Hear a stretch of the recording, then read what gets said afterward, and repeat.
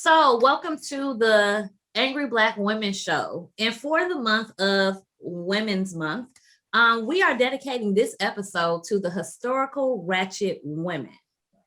So, according to Urban Dictionary, which was probably written by some white guy named Chad who listened to a couple of rap songs and thought that he was, about that life. It says the astronomical levels of hoeing and the displaying of extreme levels of ghetto is the definition of ratchet.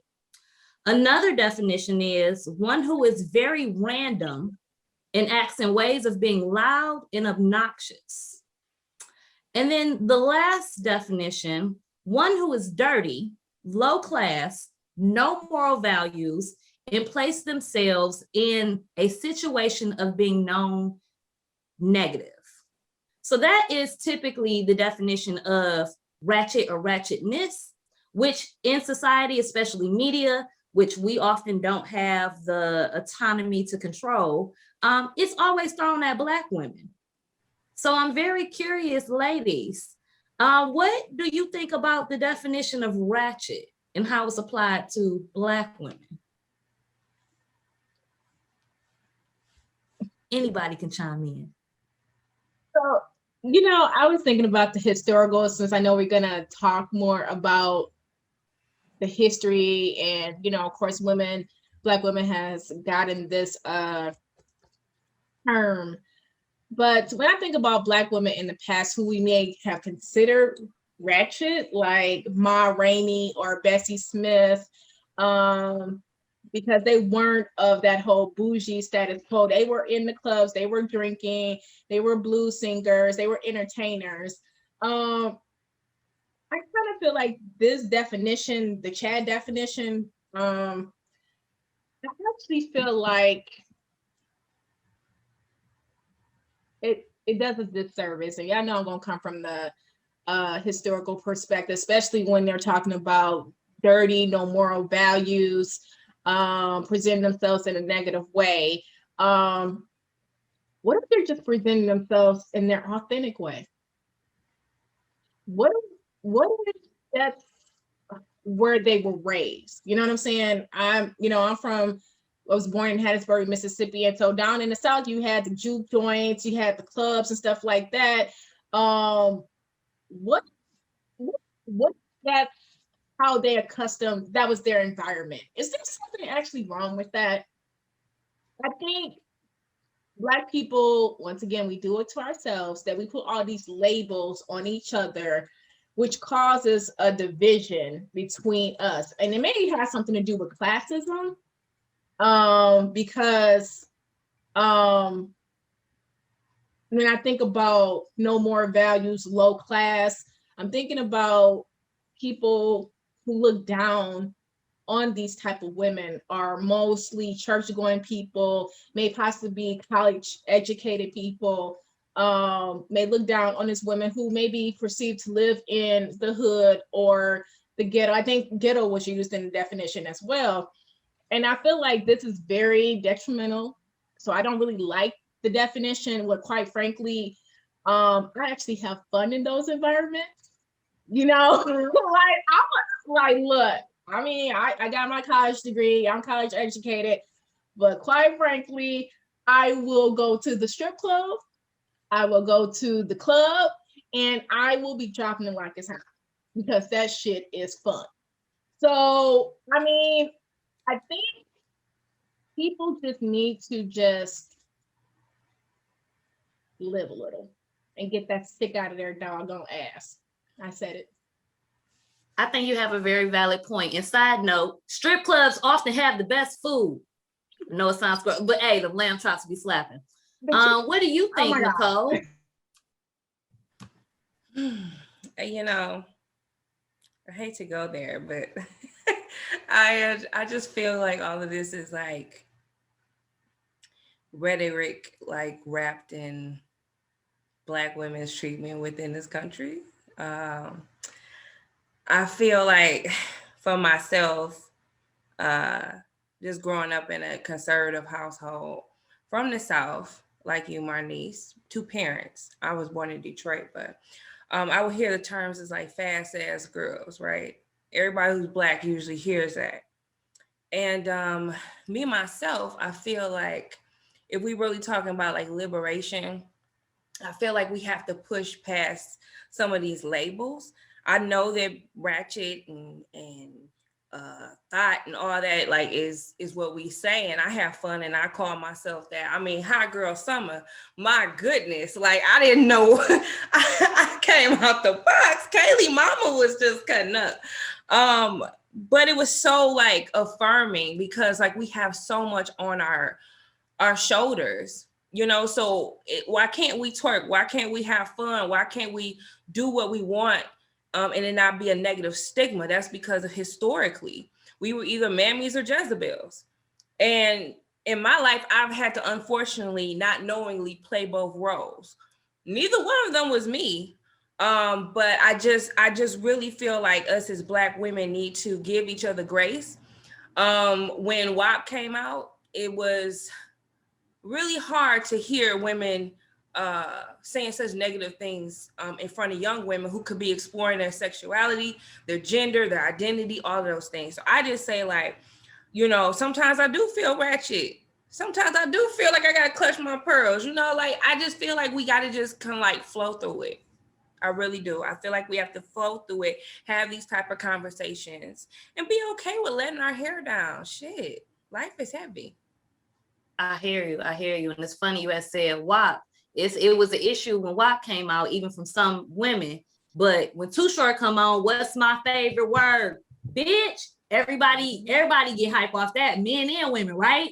So it's okay. You see how it changes. Like Ladidra, I see you laughing. Like, what's your thoughts? It's, you know, something I understand that there's some people that consider themselves modest and that's not their thing. And I don't have an issue with people having that viewpoint. You know, it's like that's not everybody's not gonna like WAP and it's okay. But at the same time, it's like, you know, people have to understand that everybody kind of lives by a different, you know, a creed. So number one, the thing is that what really irritates me is that people don't give the same scrutiny to, like, I mean, I grew up, you know, and I'm 40, almost 46. And so, you know, when I was coming up, it was Two Live Crew, Too Short.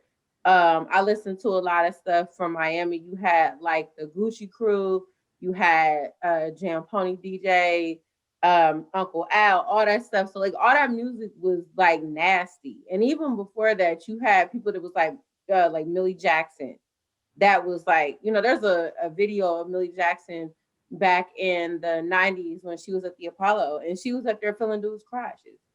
And nobody really said anything about that. But it's like now, for some strange reason, anytime women come out with stuff and they're overtly sexual, because there's like a Millie Jackson every generation. You know what I'm saying? It's like Millie Jackson, there's Lil Kim, now it's Meg Thee Stallion, Cardi B, City Girls, all that stuff. And it's like people act like they're offended every single time, but nobody ever says anything. Like there's a whole song called Throat Baby. There's a HBCU band that did um they did a show and they did Throat Baby and nobody said anything. But it's like Meg and Cardi do WAP and it's like, oh my God, the earth is burning. We're all going to hell. And it's like, I don't understand the double standard. And it's almost like it's okay for women to be like that in the comforts of their own home with their when they're with a guy. But if they put that out in public, it's like, oh no, we can't have that. It's terrible. You know what I'm saying? I don't understand that. You know, Yeah. just think people just need to mind their business. If you're, you know, if you're modest, you're modest. If you're not modest, you're not modest. But you're, you know, when it comes to kids or talking about what kids are exposed to, as a parent, it's my job to control what my kids are exposed to. I can't control everything, but like my son, he's on TikTok all the time. He sees that stuff all the time, and I'm like, dude, don't let me catch you listening to that. You know what I'm saying? Like I don't want you listening to that. You're not in a place I feel that you can listen to that. This is what they're talking about. Why are you listening to that? Is that what you're trying to do? Because if that's not what you're trying to do, you don't need to be listening to that. I'm gonna need you to put that same emphasis into your studies and stop listening to that. But it's like people just, it's not Cardi B or Meg Thee Stallion or anybody, City Girls, none of the baby, whoever it is not their job to raise your children. It's your job to listen, to monitor what your kids are listening to and have a conversation with them about it. It's not these musicians. And it's like, it's so old because we have this conversation every generation. It's like, I'm tired of hearing it. It is repetitive. What's your thoughts, Stephanie, especially as a parent of, teenager? Ratchet. For me, when I heard the term ghetto be associated with ratchet, it was like, well, can rich women be ratchet then? Right? Like, because if it's only this association that you have to come from a low economic background, and then if you behave in a way, then you're associated being ratchet. So then privileged kids can't behave ratchetly? Like, I don't know. It makes like, what do y'all think? Do you think rich people can be ratchet? Because according to this definition, it's saying that ghetto and class is a precursor or some reason why you are ratchet. But it's like, I feel like I've interacted with some rich ratchet people though. Oh, I know I have. Yeah, but Cardi B and Megan Thee Stallion, they're there to make money. They're entertainers. Okay. And so yes, rich people can be ratchet. Okay. I think we have seen that. I think my problem is definitely the double standard and the patriarchy. I think this is an issue with women owning their bodies and having control over their bodies and what they do and what they display. Because these same men who have the issues with this likes a WAP, okay? And they be saying that same stuff in the bedroom. So let's be clear, okay? You are a hypocrite, okay? And I said it because another point I wanted to say, that the other argument that you made, Ladidra, about Millie Jackson and these women from back in the day who essentially did the same thing and probably was more raunchy with what they were saying. Okay. The problem is that we have access to the internet and TikTok and YouTube and Facebook, and the kids are seeing it. It's in their face, right? So I think that's the problem. Parents don't want to the kids to see what they pretty much were doing, that they have done. Mm-hmm. Yep, because a lot of us, at our age, we all went to Freaknik between 93 and 96. And had it not been, and we didn't have social media, because I'm sure some of us would not want the pictures and videos to service what we was doing between 1993 and 1996. While we sitting up here going in on everybody else. And that's all I have to say about that. You have me at Freaknik. Like, that's historical. If we're gonna, and that's a perfect segue into like the Grammys. When I look at some of that old footage with those big cameras, I get so excited. Like, that's so dope. Like, if I could have been there for real. But that was like, it was a lot of scary things it sounded like when I was looking at some of the films. I saw a lot of women. It reminded me of when I went down to Miami in spring break. Is you going around, you turning up, you having fun, and you could be walk around and somebody grab you, or you could be like, dang, where'd my girl go? It's a whole bunch of people. But other than that, it was still fun. So Ladidra, I want to talk to you about that. That's historical right there. I cannot confirm or deny. You said confirm or deny. And you can either, you have to be safe with being ratchet, I think, is another conversation that we have to, have as women.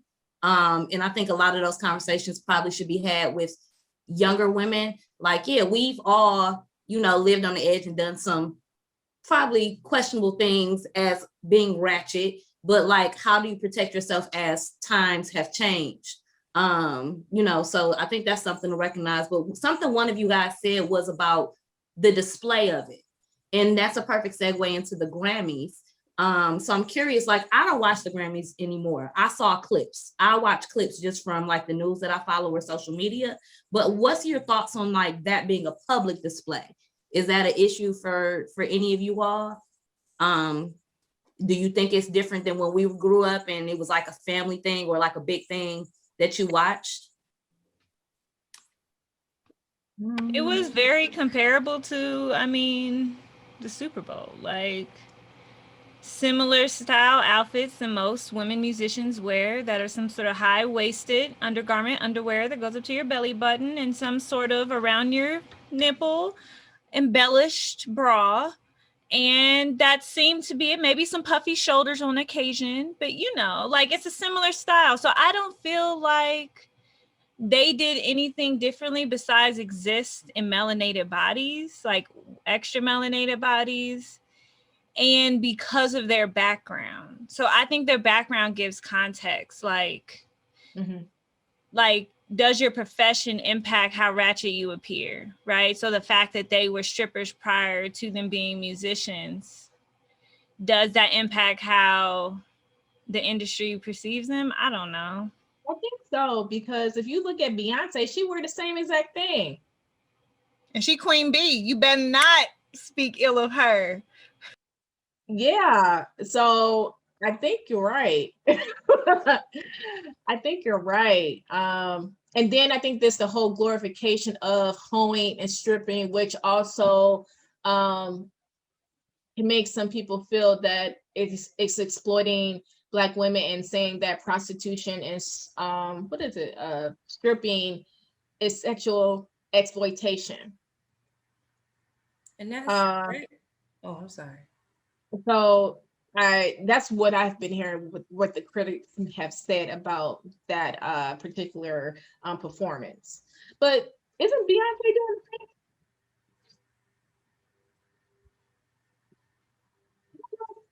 Maybe not, but she's wearing the same thing, essentially. Either way it goes, she's wearing the same thing.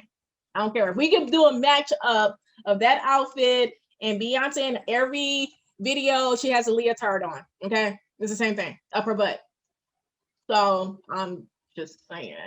Agreed. So is it a rich classes thing? Because I mean, Megan, let's be clear, Megan and Cardi ain't got Beyonce's money. So that brings us back to the ghetto. This brings us back to that ghetto part of how they define ratchet. It's just like this association of class with it. It's like, even though you could wear the same thing as the girl in the ghetto wear, but if you are standing beside your pool in Malibu twerking, then you're not perceived as being ratchet.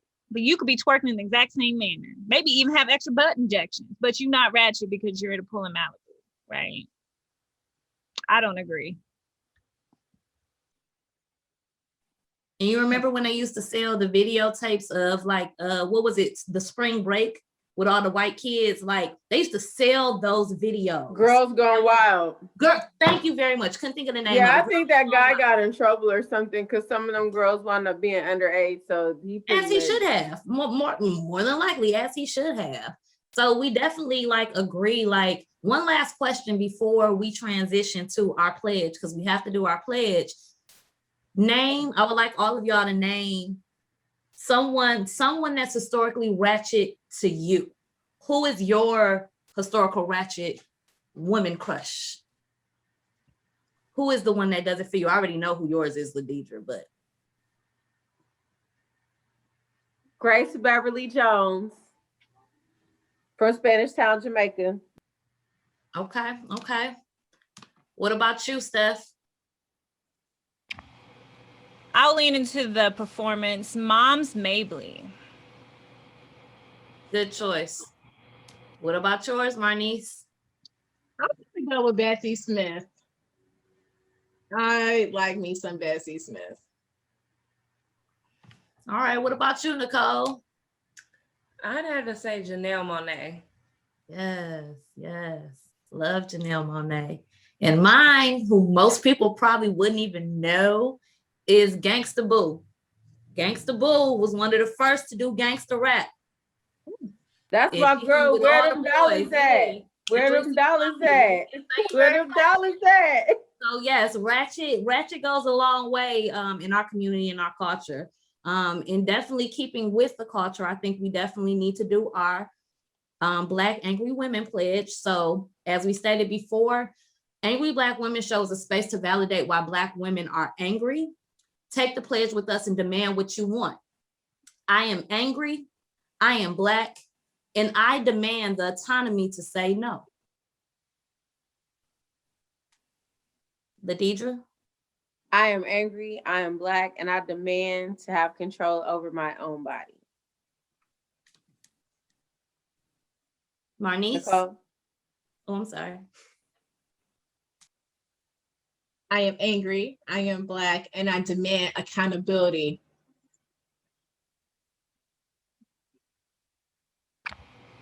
I am angry, I am Black, and I deserve choice. I'm angry, I am Black, and I deserve justice.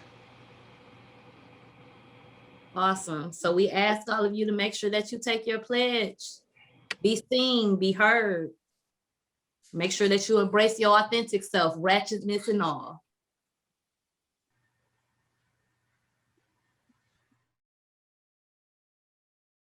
All right, Tamika. So we want to thank you so much for coming on to the Angry Black Women Show as our guest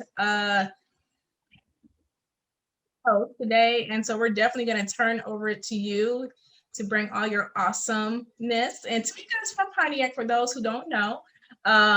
She does a lot of great things in the Pontiac community. Hopefully she's dropping her name in the chat to run for something. I did that. I did it. And since it's the Angry Black Woman Show, I can expect to get cussed out probably for saying that. So I'm going to pass it over to Tamika. Hi, everyone. So I am Tamika Ramsey, and my temperature right now is, I would say I am warm. I saw my therapist today, and I was like really excited and did a whole lot of snotting. So that was good. But just to be able to talk to somebody, and then I woke up and took the dog for a walk. And before it was time for the show, I took the dog and my grandson for a walk. So that was very helpful as well.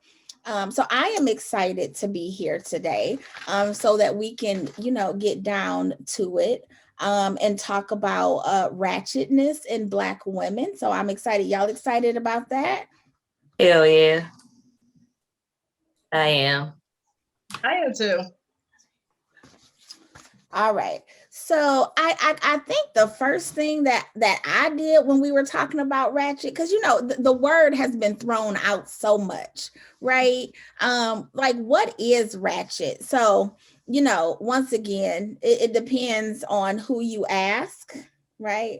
Mm-hmm. And so if you just Google ratchet, you get this definition of a tool, right? And so that isn't really helpful. But then if you go to Urban Dictionary, right, which is what we do, and then say, what is ratchet? And then they just give you a definition. So it's a slang term in hip hop that comes from wretched or rat shit, right? Mm-hmm. Right? Mm-hmm. So it comes from that. The term since has been extended to have a broader meaning. So when we talk about ratchet, when we hear ratchet, what do y'all feel? What context? How about that? What context do y'all usually get approached with when somebody's talking about ratchet? Oh, that's good. Doing hood rat shit with your hood rat friends. Typically, if it's in the context of, me kicking it with my sisters, what I'm saying, or my kinfolk, it's more of a authentic, unconditional, let me be me and live my best life term that's often used, but it's been thrown around a lot, like you said, Tamika. So it's not always applicable to everyone. I don't think it has gender, because, you know, a hood rat or somebody ratchet can be a male or a female or non-gender conforming or whatever. This goes across races and everything, but specifically for Black people, I think it's a term of endearment that is really celebratory. Mhm. So I want to jump in because I love that you said that. We all know that Black people will take things that was meant to hurt, to break them, to tear them down, and then make it their own. So we know that Ratchet started off as a negative indication of like, you are unworthy, you are ghetto, right? Because that's a word that could have been used. So the fact that Stacey didn't say none of that shit and use all positive words to confirm that, like, once again, because we take it and we make it what we want, right? We don't have to just be stuck with what somebody else says that we have to do. So I appreciate and applaud you for that, Stacey. Thank you. Yeah, I agree. I also feel like part of it's about taking up space. Like, I feel like when Black people are too loud and we take up too much space, then they associate us with being ratchet. So when we think about the root of it, it's like, of course, maybe when we first sat in movie theaters and was laughing really loud, enjoying the freedom of being able to sit in the movie theater, yes, we may have behaved in their terminology as ratchet. And so I feel like we took it, and it's like we still take up space, right? And I feel like when we take up space, like you hear trips about it all the time. 15 women travel, they're all Black, to some Caribbean island, and they may take up too much space on the resort and be too loud, you know? So I feel like Ratchet just about, at least to me, it's about taking up space. Mhm. Taking up space. For the wordsmith, I would like to push back. When you said Black women travel and take up too much space, what is too much space? Well, too much space for white people. So if it's a mostly white resort and 12 Black women come in and sit next to the bar, we're all authentically ourselves, being a little loud, taking up space, just like Billy, Joe, and Becky would, all of a sudden it's a problem. So I also mean like taking up a space in places where it's not considered our space, right? And I feel like that's how they put Ratchet on us. Thank you. Yes, that's amazing. Thank you. And I can add to that, if we can expand, besides white people, we have bougie Black people who don't eat collard greens, who would look down on people who are considered ratchet, having fun in their own space, doing, you know, things that we all participate in, you know. However, they would look down on them. Look at them good old hood rats in the hood. That's why they ain't gonna never make it out the hood, because they acting like that.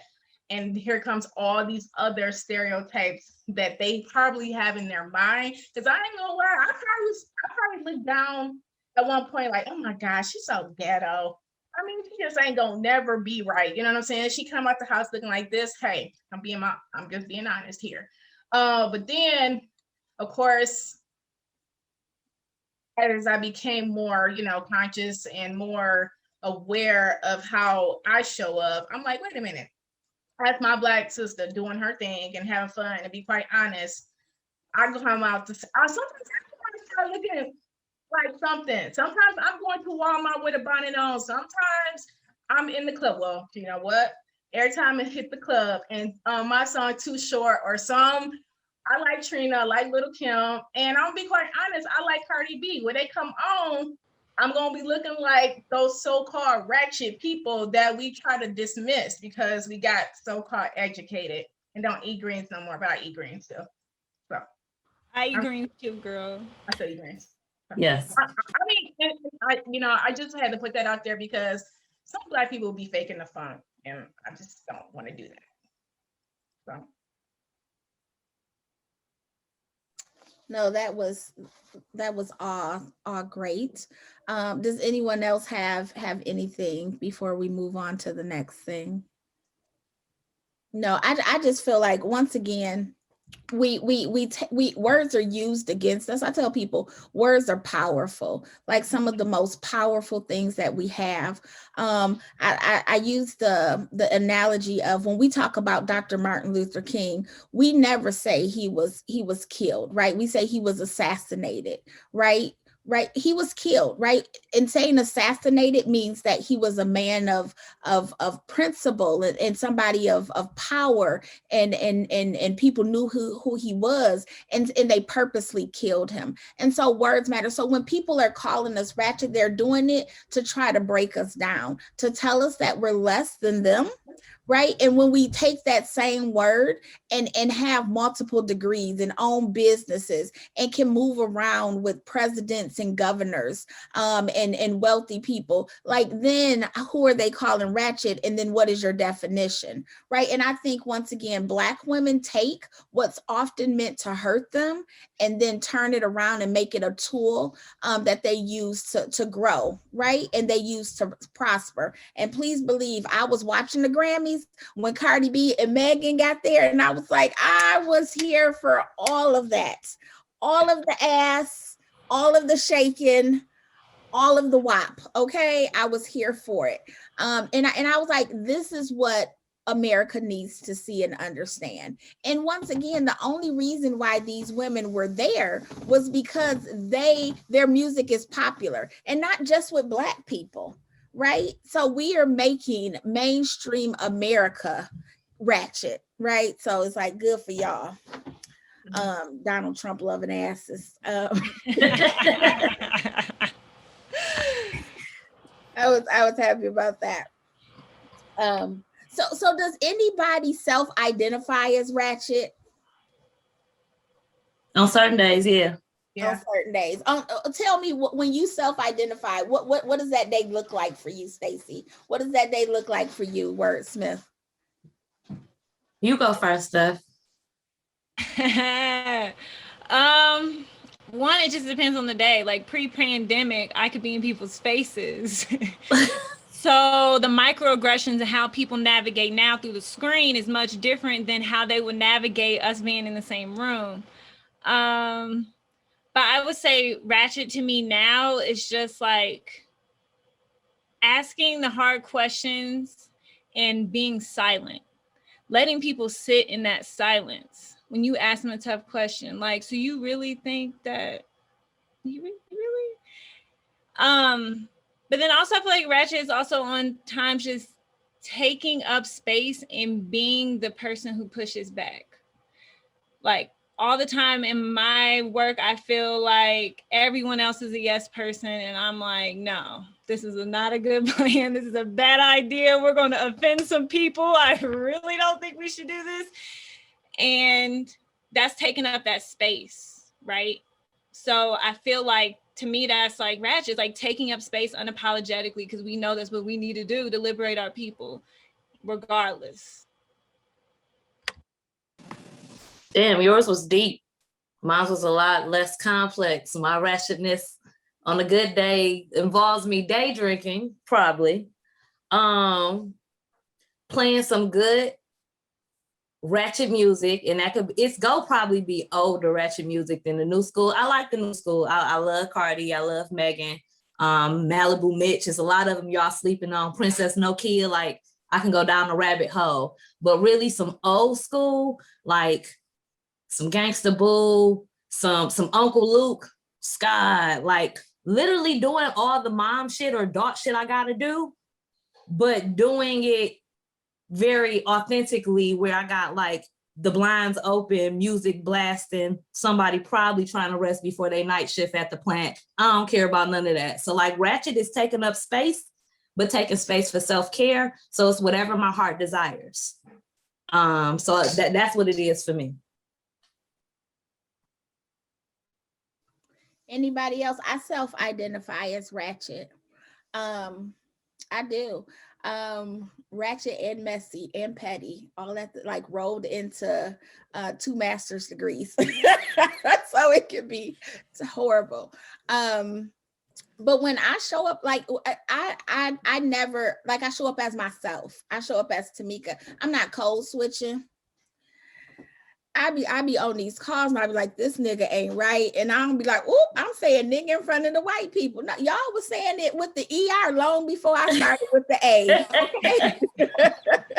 I'm gonna live in my purpose.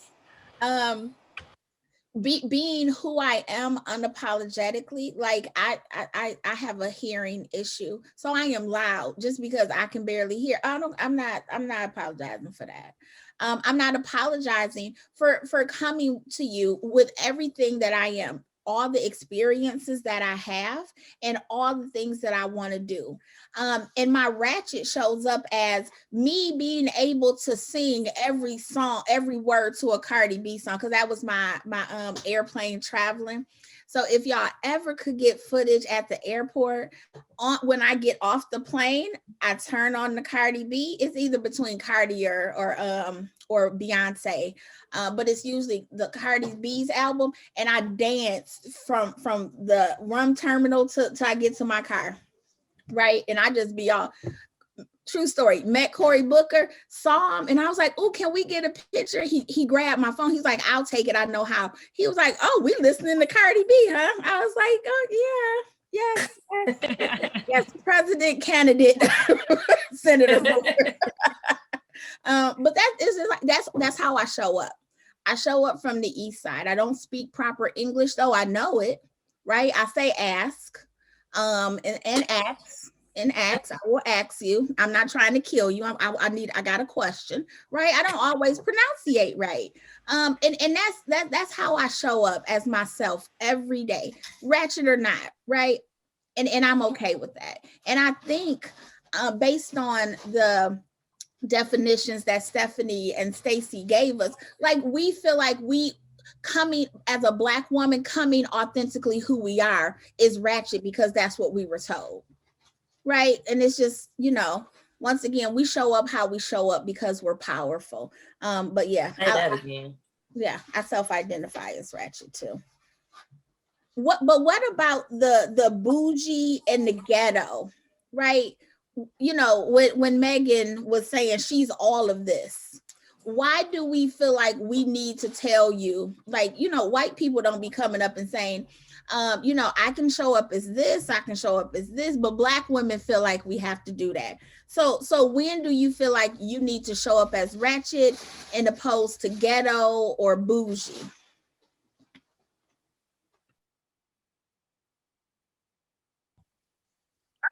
To know what Nicole and Ladidra got to say, because I.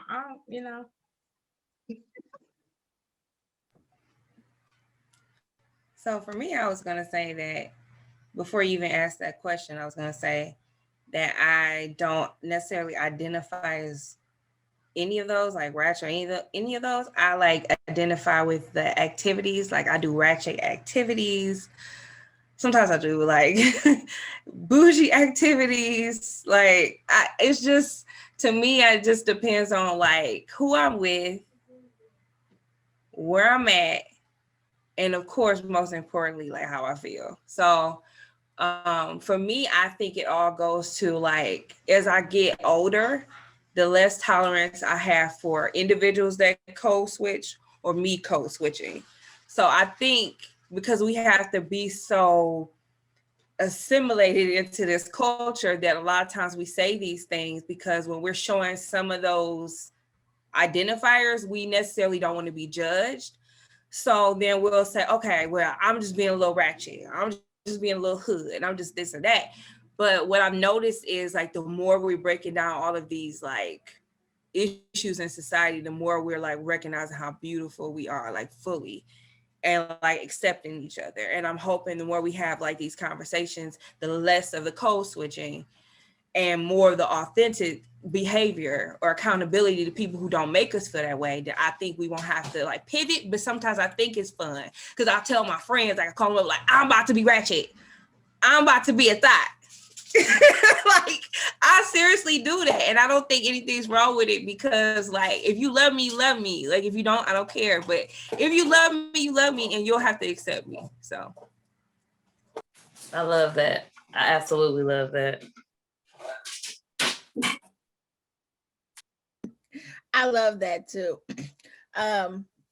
It made me think of, I was talking to a friend, and she was like, I have hoe tendencies. And I was like, oh, please tell me more.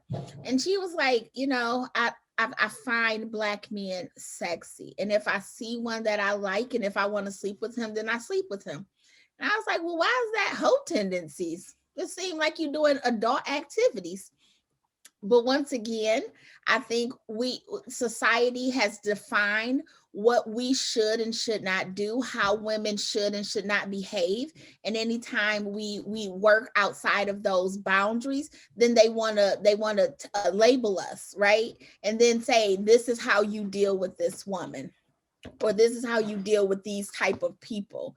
And so I think sometimes when we're, it's like the brown paper bag test, especially with Black women. If I'm saying I'm ratchet and Stacy bougie, I'm telling you that she might not like me, right? And I think we need to be able to have those conversations. I agree with Nicole. Like, we have tendencies, and we do activities. We are not, a type of person. We can do things that a person would do if they wanted to do that type of thing. But I think we need to understand what that means, and not just be trying to label people and then expect them to live within that label. So when you're talking about, oh, she ratchet, so you saying she got weave, you saying she got multiple baby daddies, you saying she Black, you saying she poor, you're assuming a lot of things when you say ratchet. When you say bougie, when Marnice started off, it's these high class Black people who always holding their nose down at people, because you're not as good as me, you're not making as much money as me. And sometimes the bougiest people be the most ratchetest ass people ever. But I think when we have these labels, then we're telling people how to deal with other people or ourselves. And we should just, people need to be able to deal with us no matter how we show up. Because as Nicole said, depending on the day, right? We all show up differently. Mm-hmm. So, let's talk about a ratchet song. Now, once again, I'm a little bit older, so I always thinking about my neck and my back, right? Ludacris, when he started, had some ratchetness. I go back, damn, I can't think of their name. Put it in your mouth. You remember that one? I know y'all do. Yeah. Who was the guy that sang it? But it was a girl's part specifically on you. It was a girl's part specifically though that she was singing. Mm-hmm. Yes. Ladidra, say his name. Okay. Akinelli. Yeah. There you go. Yeah. And, that's a little bit specifically was we putting in our mouth? Well, depend. Well, there's a girl's part and a guy's part. Okay. Yeah. Okay. Yeah, the girl's singing part was better than the guy's rapping part. Right. Okay. Well, I'm gonna have to look that up.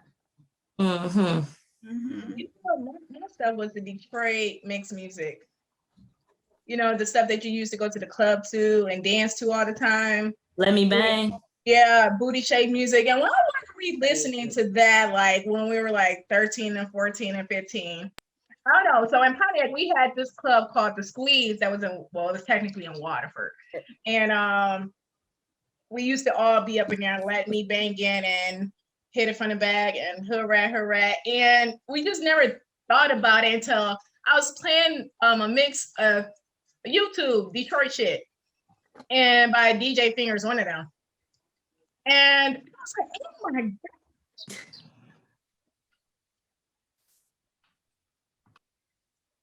Out there who listening. Yes, I was raised in a 2-parent household and all the other stuff that y'all gonna assume that I was not raised with, but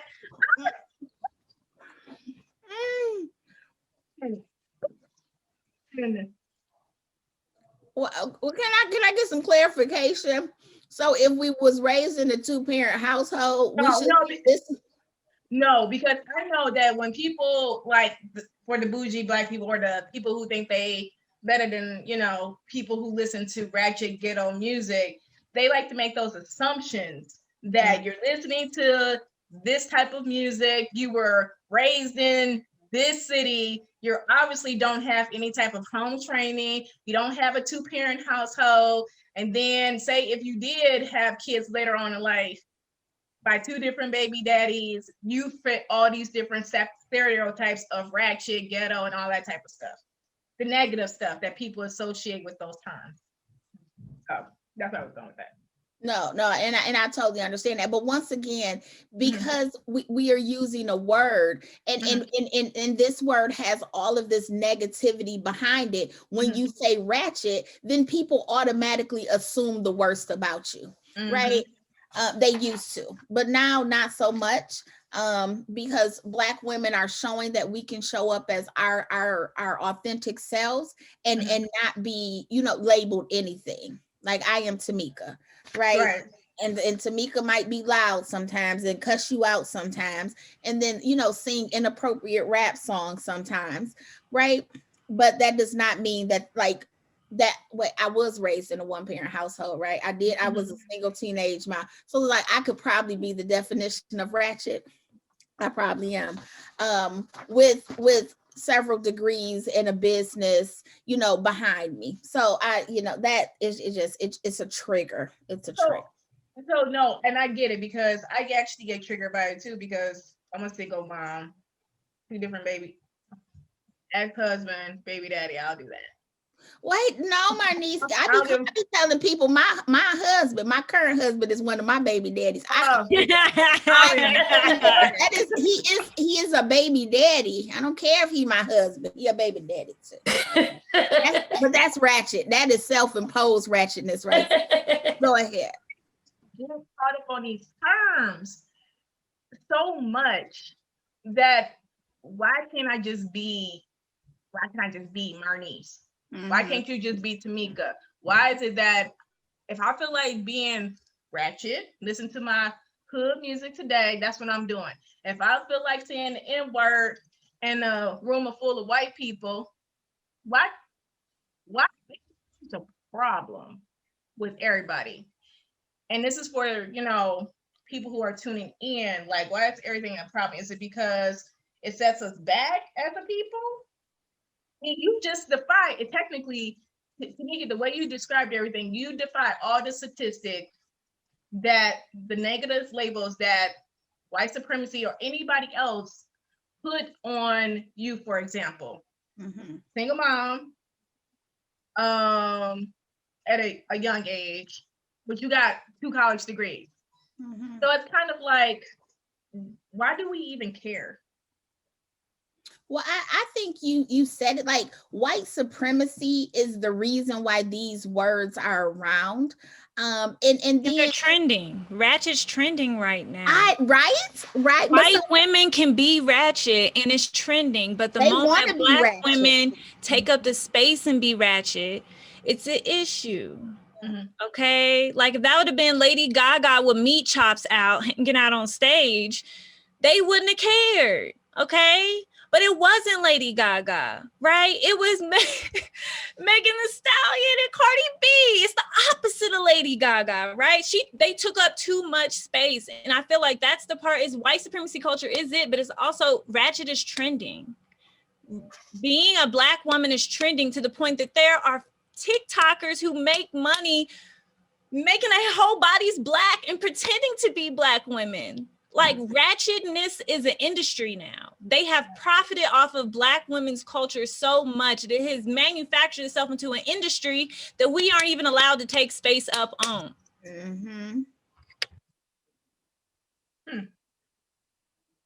Capitalism at its finest. Colonization at its finest. They even colonize the space we take up. Like, we can't even exist out here without it being ratchet. And then when we try to monetize and make money off of ratchetry, it's not allowed. Yeah. That was a whole lot, and that is the truth. That is the truth. Once again, and it bothers me because Black women were seen as wenches.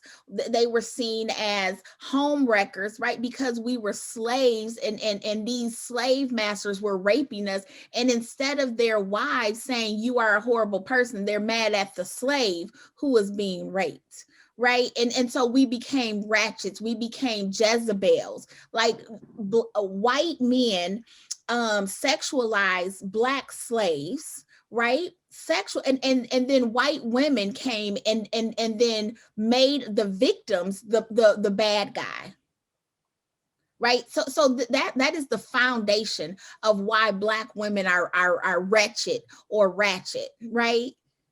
Once again, white supremacy is all through this. We can take the word, like we take the word nigga, like and have put an A on it and made it our own, right? I'd be like, I like, hey bitch, how you doing? Like, no, I love you.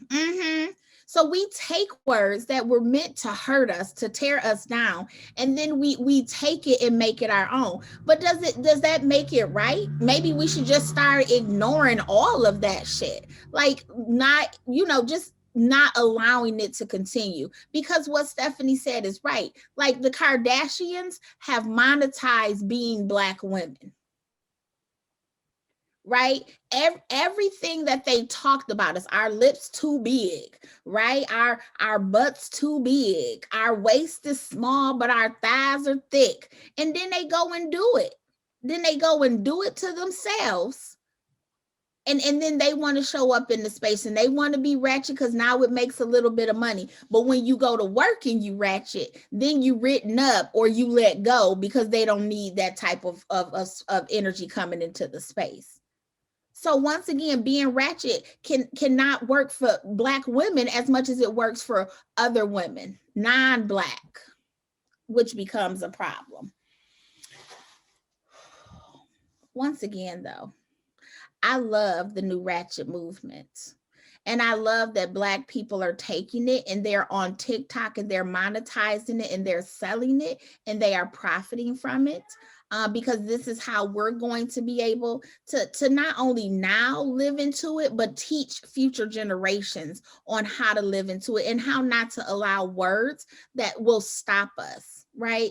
Because I don't know if anybody else had this conversation. It was just like, yeah, you're not what we're looking for.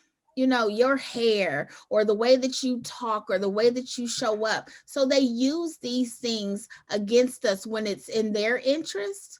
And we just need to be able to snatch it back. I just be like snatch the wig, like snatch your power back, like you snatching somebody's wig. How has ratchetness changed over the years? Because when you was a little kid and your grandmama was calling somebody ratchet, you was trying to see who she was talking about. Now everybody ratchet or everybody want to be ratchet. So how have you seen it change, let's say over the last 30 years? Different color lipsticks and nail polishes. To me, that is super funny because I used to hear the older ladies talk about red nail polish was for the ladies of the night, the prostitutes, the hookers, the Jezebels, the strippers.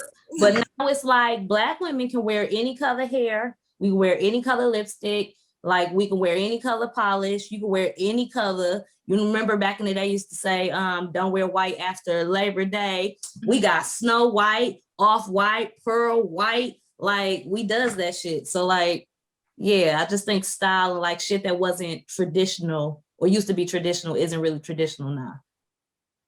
Yeah. No, that was good. The different color polish and lipstick, yes. Mm-hmm.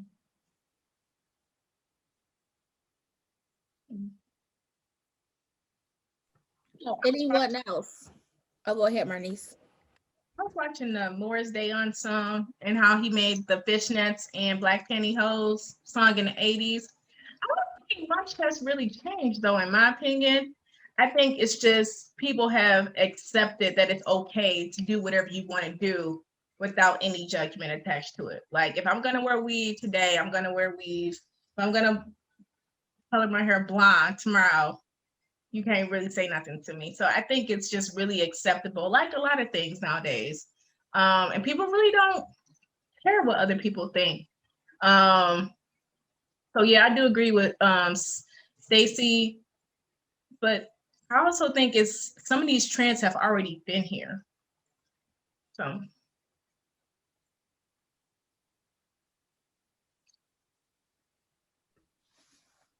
Anyone else?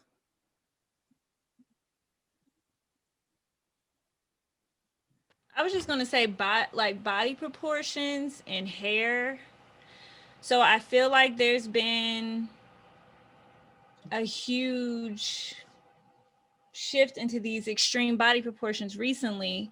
But when you look a lot of performers back in the day, especially like was the burlesque dancers, they were like thickums. They weren't skinny minis. They were thickums, okay? So it's like even the lingerie that was made then, like it was bigger sizes. So, but it wasn't extreme waist, bust, hip, it was more realistic.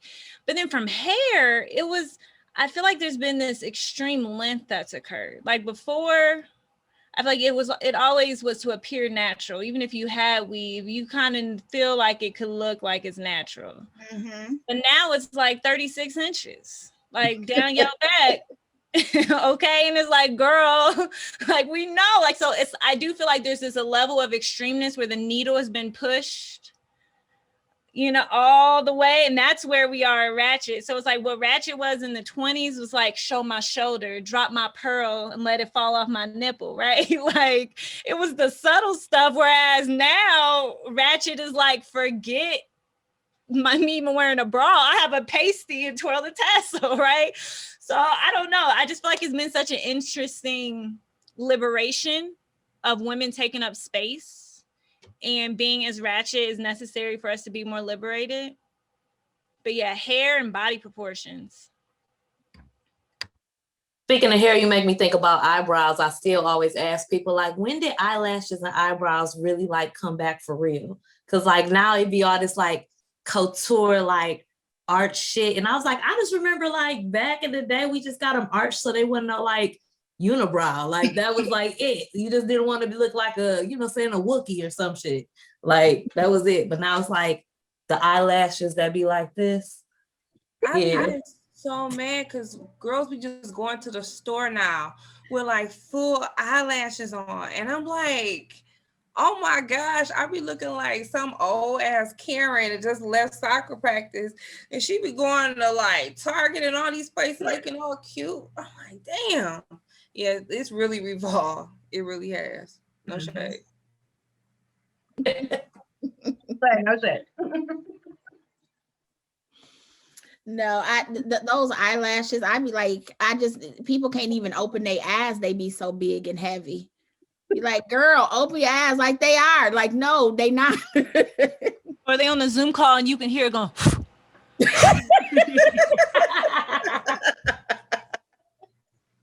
I need to be on your Zoom. Shit, I don't hear that. I'd be laughing over here on the side. I guess my last question is, we are all in some way, shape, or form activists, doing work in communities, trying to tear down barriers.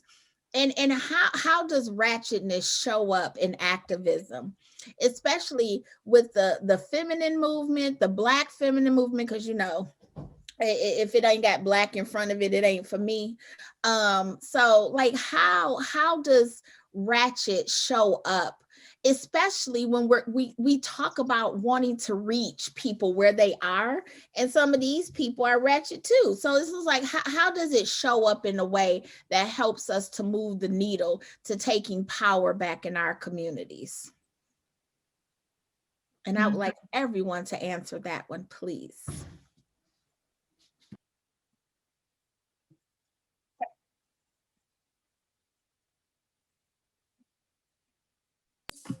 I can go Doesn't first. Doesn't Amber Rose have that like slut walk or something like that? Like, would that be considered? Yes, that ratchet? is, yes, that is a beautiful example. Thank you for bringing that up. Can you talk to us a little bit more about the slut walk? I don't really know much about it. I know it was started by Amber Rose. I'm not really sure why. I know that they have them in certain cities, but I don't really know like the premise behind it. I just know that they have it. So I don't know if anybody else knows like the premise behind it. I can't say I know the premise, but I'm gonna shoot my shot and say that I think it was taken back words like slut and hoe and all of the negative connotations towards Black women for the way that they dress, the way they show up in spaces, for sex workers, and really acknowledging that they are human, that they deserve autonomy over their bodies, and really to embrace their authenticity in their sexuality and fluidity. So I'm assuming that's what it is based on a couple of clips that I watched. I don't know if anybody else knows about it or not. Nope, you were very close. So it is a That was good. transnational movement calling for an end to rape culture, including victim shaming and slut shaming of sexual assault victims. So once again, it is taking a word slut, right, that was used to hurt women, and then taking it and putting some power behind it. So saying, I don't care if I show up with just a piece of tissue on my forehead and the rest of me is unclothed. If I'm telling you I am not interested in having sex with you, you should not touch me. Right? It is saying that if I am assaulted, you are not going to say, what did you do? What were you wearing? What were you drinking? Right? Blaming. But once again, it is taking a word in a movement that was meant to hurt us, right? Because we was always talking about, oh, here she go doing the walk of shame. That means you didn't stay the night over somebody's house and stayed too late, and then you walking home in the same clothes, or going to whole work with the outfit you had on the night before. I didn't trigger my own self. Okay. That one time 30 years ago, before I was married. Yes, thank you. Breathe it out. Breathe it out. So thank you very much. That was a very good example. Anyone else? So if we go off the definition that you brought up, I think it's ghetto, and all those other terms. In the work, any social justice movement, you're going to be advocating for people who are in poverty, who have less than, who do not have economical resources for whatever.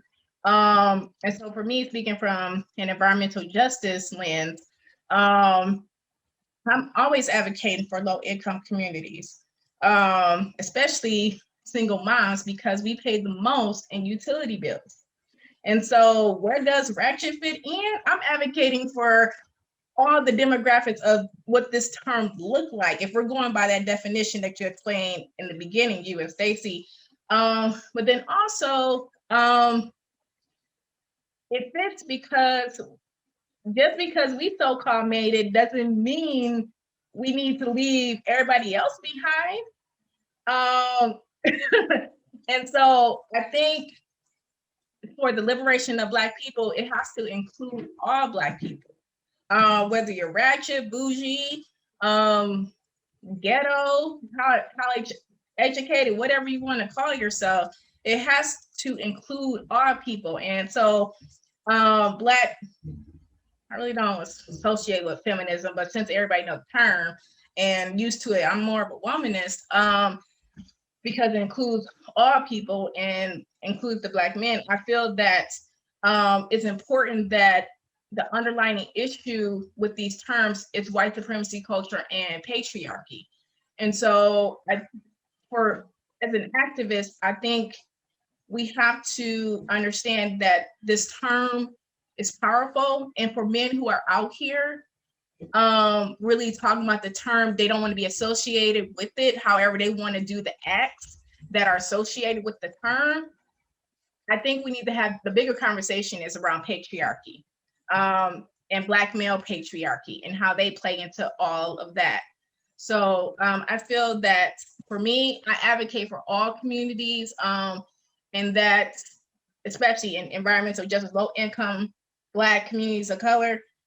However, this all fits into any social issue. So I'll pass it on to someone else. And I should read this book, Hood Feminism. Pretty good. So I just wanted to lift this up. I don't care for the term feminism, but it works for now. Does everybody know the term? Thank you.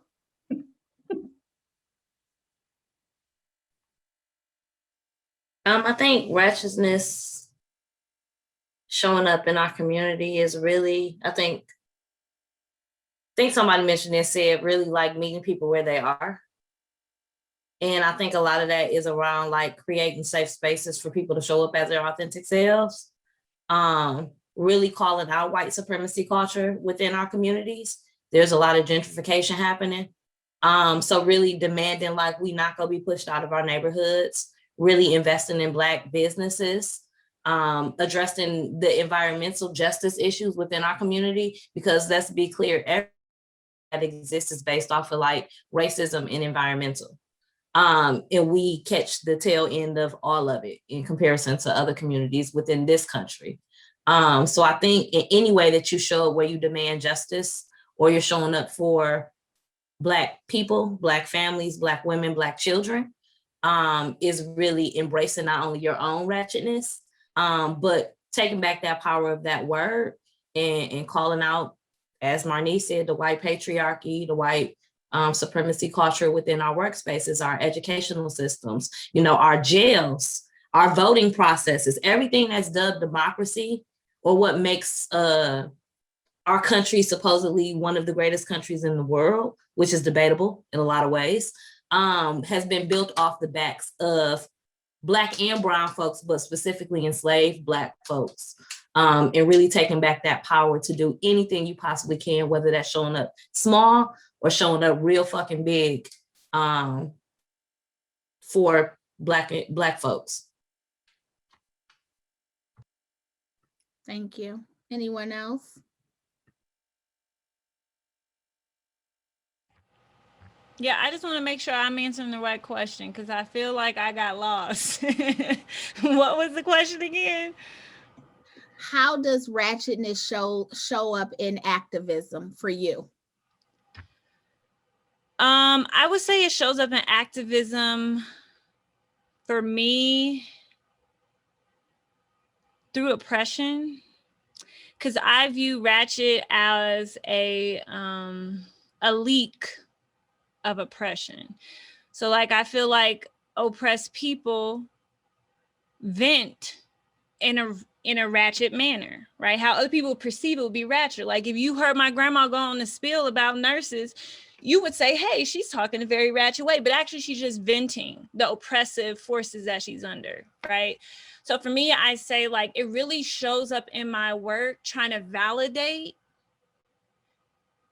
the need to make that space, like to make that space safe, but like to validate why it's deserving to be safe, right? Like uncriticized, not trying to like pull analytics from it. Like, how do we validate it? But for me, I would say that the hardest thing about how it shows up in our work is that they generally want us to target ratchet people and get ratchet people involved without being ratchet, right?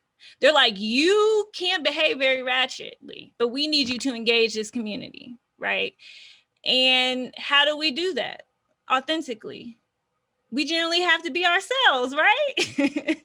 So it always puts us in this duality where we're torn between organizing our communities in an authentic way or organizing our communities in a code switching way, because that is what the powers that be, the oppressive forces, that's how they want us to organize our communities.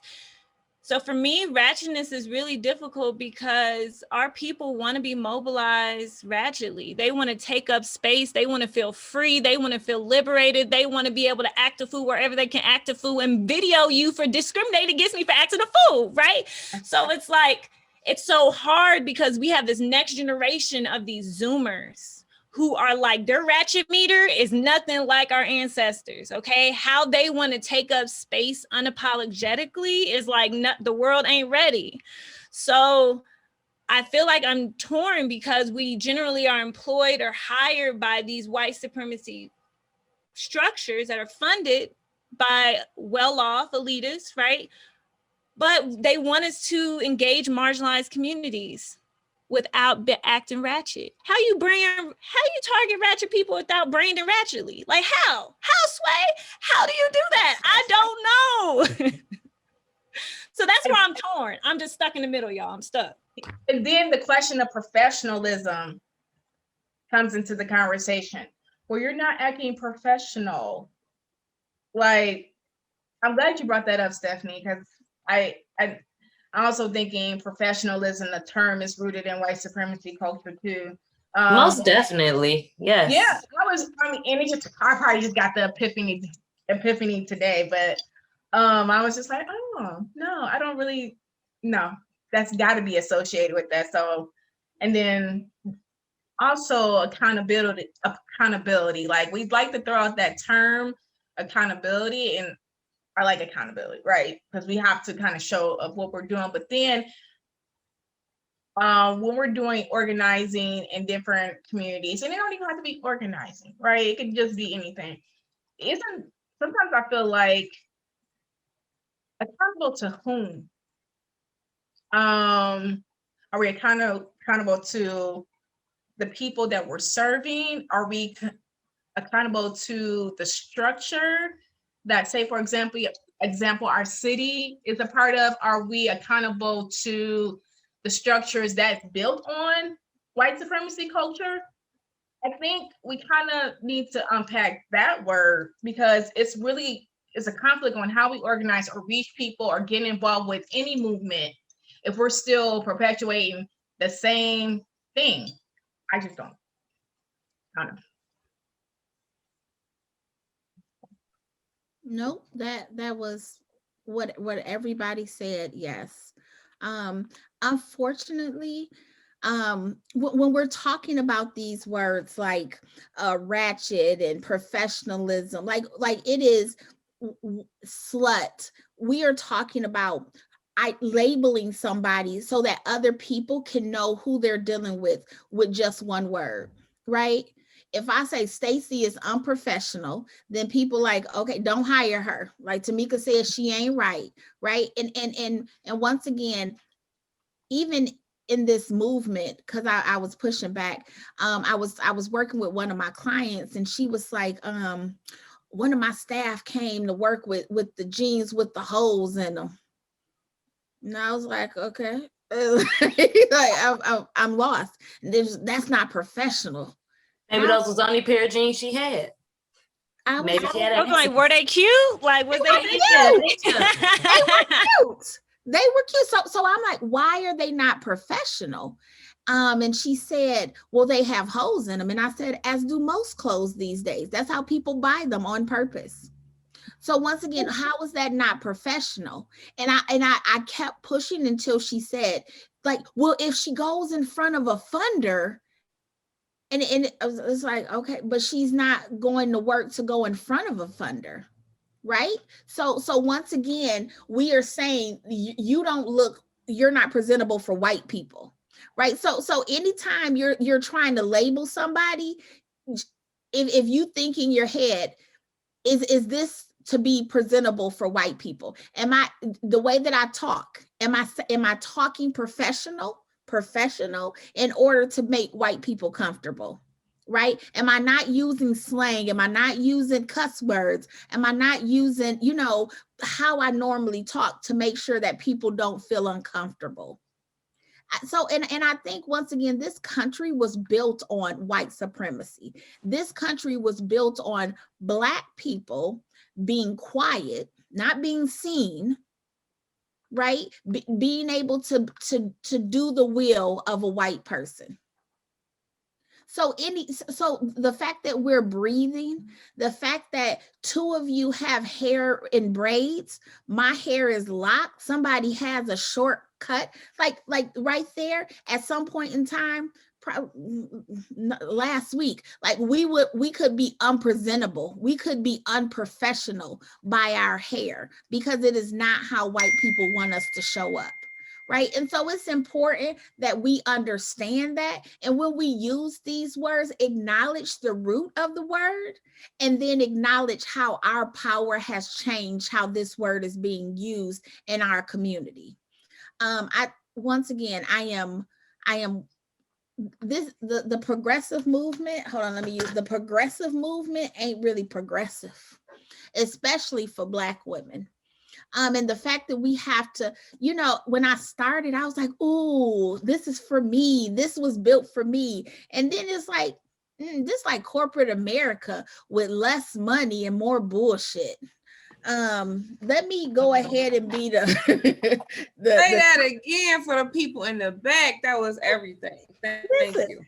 why we just can't be the tokens for the corporations and make a whole lot of money knowing that they're using us? Because that's what these nonprofits try to do with very little money. You can't buy me. You ain't got enough money. All right. But this movement, as much as they say it was created to provide a space for us for freedom, it is not. And so we have to claim it and push back on it. So when we're talking about nonprofits that are part of the nonprofit industrial complex, and that their policies are rooted in white supremacy, people should push back. We shouldn't just be sitting here being angry about it. We should be angry and then do movement, accountability, and force them to change things. So the lady I was talking about, like, she changed her whole thing where now it's okay to wear jeans with holes in them as long as you're not going to see elected officials or funders. We know how to show up. We can be bougie. We can be professional. We can speak proper. We can show up with our hair with the side ponytail, with the little what's the little bag, the little fanny pack with your dukes on, right? We can do that. Like, we are not one or the other. We are all of these. And if we know our power and can show up authentically ourselves and wield that power every single day, then I think we become as powerful as Megan the Stallion is right now. Or as powerful as her niece. I can't hold that pose. I can't hold that pose that long. Nothing stronger than Megan's knees. That was conditioning, okay? She prepared for that. She need to help us prepare, okay? Because I can't do half the stuff she be doing, and I'd be That like, would be a good masterclass. A masterclass with Megan. yes. Well, thank each one of you for allowing me to be in this space with you. The conversation was great.